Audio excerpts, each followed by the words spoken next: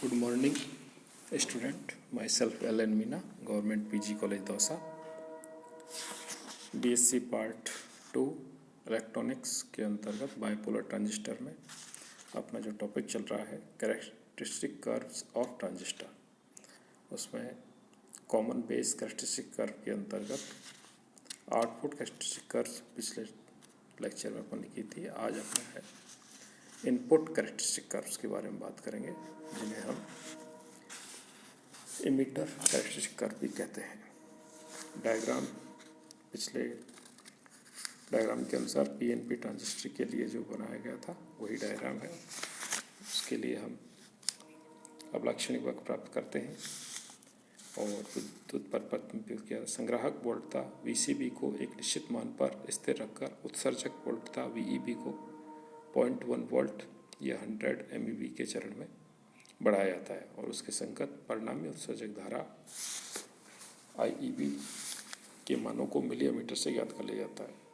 VCB के एक निश्चित मान के लिए यदि VEB और IE के मध्य एक आरेख खींचा जाए तो डायग्राम के अनुसार आता है। इस समूह को हम निवेशी अवलाक्षणिक वक्र कहते हैं। इसमें इनपुट इम्पीडेंस होती है निवेशी प्रतिबाधा, स्थिर संग्राहक विभव VCB पर उत्सर्जक वोल्टता और उत्सर्जक धारा अनुपातों परिवर्तनों के अनुपातों को निवेशी प्रतिबाधा HIB कहते हैं। डायग्राम से संग्राहक विभव या वोल्टता के मान को स्थायी रखते हुए यदि उत्सर्जक वोल्टता में डेल्टा VEB वोल्ट परिवर्तन करने पर उत्सर्जक धारा में डेल्टा IEB एम्पियर का परिवर्तन हो तो निवेशी प्रतिबाधा जो हुई HIB is equal to delta VEB upon delta IEB, जबकि कांस्टेंट VCB स्थिर है। उदाहरण के लिए जब संग्राहक वोल्टता को -5 वोल्ट पर स्थिर रखते हुए उत्सर्जक वोल्टता के मान को 0.15 वोल्ट बिंदु A से 0.2 वोल्ट बिंदु B करते हैं तो उत्सर्जक धारा का मान 2 मिली एम्पियर से 4 मिली एम्पियर हो जाता है। अर्थात HIB is equal to delta VEB upon delta IEB constant VCB, तो 0.05 अपॉन 2 इंटू 10⁻³ इज इक्वल टू 25 ओम।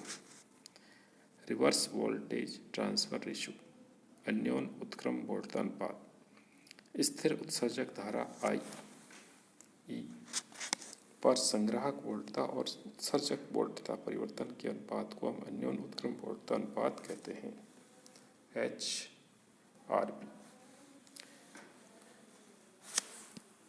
उत्सर्जक धारा IE को स्थायी रखते हुए यदि उत्सर्जक वोल्टता में डेल्टा VEB वोल्ट परिवर्तन करने पर संग्राहक वोल्टता में डेल्टा VCB वोल्ट परिवर्तन हो तो उत्क्रम वोल्टता अनुपात HRB is equal to delta VEB upon delta VCB IE constant. अतः निवेशी और निर्गत अभिलाक्षणिक वक्रों से किसी ट्रांजिस्टर के सर्वनिष्ठ आधार संयोजन के लिए चारों प्राचाल प्राप्त किए जा सकते हैं। अन्योन अग्रधारा अनुपात HFP, अन्योन अग्रधारा अनुपात HFP का मान 1 से कम है तो ट्रांजिस्टर प्रवर्धक के रूप में कैसे कार्य करता है।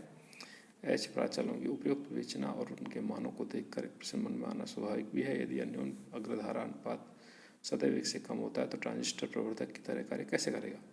इस प्रश्न का उत्तर अभिविन्यास के अन्य प्राचालों के मानों में छिपा है।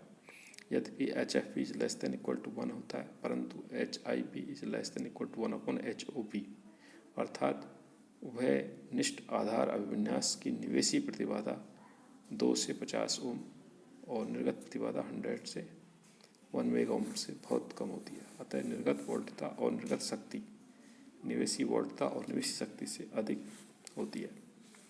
इस अभिविन्यास में भी ट्रांजिस्टर प्रवर्धक की तरह कार्य करता है। यद्यपि जो ही हम ट्रांजिस्टर को प्रवर्धक के रूप में प्रयोग करेंगे निवेशी प्रतिबाधा HIB से कहीं अधिक हो जाएगी और निर्गत प्रतिबाधा 1 अपॉन HOB से बहुत कम हो, अर्थात 1 अपॉन HOB अपॉन HIB से बहुत कम हो जाएगी। इसका कारण परंतु फिर भी वोल्टता तथा शक्ति का परिवर्तन 10 से 50 गुना इस अभिविन्यास में अवश्य होगा।